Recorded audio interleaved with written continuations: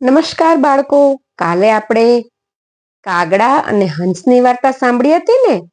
આજે આપણે બીકણ સસલીની વાર્તા સાંભળવાના છીએ.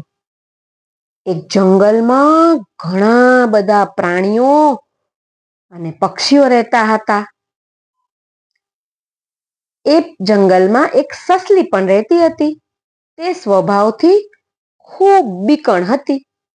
એક નાનો સરખો અવાજ થાય ને તરત જ સંતાઈ જાય. આથી શું થાય કે પૂરું ખાઈ પી શકે નહીં. જેવું કંઈક જમવાનું મળે અને એ ખાવાનું શરૂ કરે અને જ્યાં કંઈક અવાજ થાય તો દોડીને જમવાનું પડતું મૂકી અને ઘરમાં ઘૂસી જાય. આથી એના મનને એક પળ માટે શાંતિ નહીં. હવે એક વખત એવું થયું કે એને ભૂખ લાગી હતી અને ખોરાક માટે જંગલમાં ફરી રહી હતી. બીકથી એનું મન ફફડી રહ્યું હતું, પરંતુ ભૂખ એવી લાગી હતી કે ખોરાક શોધ્યા વગર છૂટકો જ નહોતો. હવે એ જે ઝાડ નીચે ફરી રહી હતી ને એ બોરનું ઝાડ હતું. એના પરથી એક પાક્કું મોટું બોર સસલી પર પડ્યું અને એ સાથે જ સસલીના કાન ચમકા.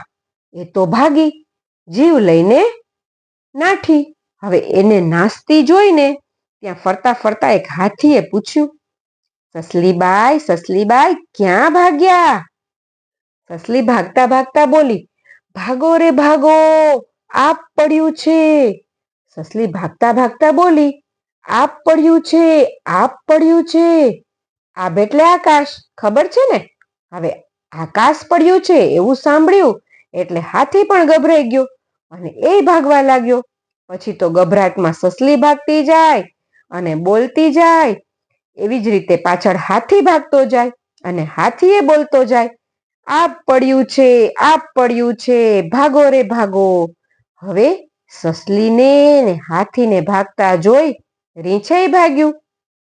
આ ત્રણેયને ભાગતા જોઈ વાંદરા ભાગવા માંડ્યા અને ધીરે ધીરે તો સિંહ ભાગ્યો, વાઘ ભાગ્યો, વરુ ભાગ્યો, સુવર ભાગ્યો, ગેંડો, ચિત્તો, દીપડો બધા પ્રાણીઓ ભાગવા માંડ્યા. આ બધી ધમાલ છે ને એક સમજદાર શિયાળે જોઈ.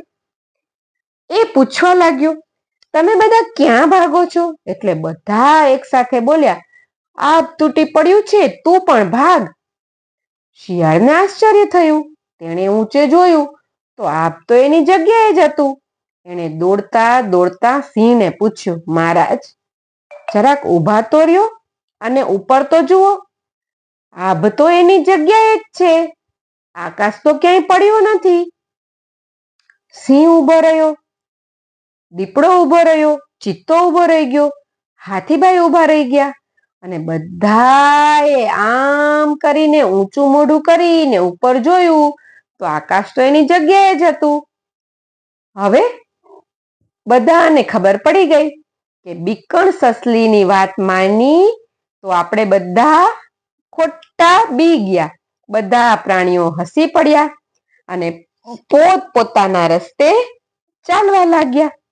શિયાળે પૂછ્યું, સસલી આભ ક્યાં પડ્યું હતું? મને બતાવ જોઈએ. સસલી કે, ચાલો મારી સાથે. સસલી શિયાળને લઈ અને બોરના ઝાડ પાસે ગઈ અને જ્યાં જોયું તો મસ્ત મજાનું પાક્કું એક બોર પડ્યું હતું. હવે શિયાળે સસલીને કીધું કે જો જોઈએ આ શું છે? અને સસલી તો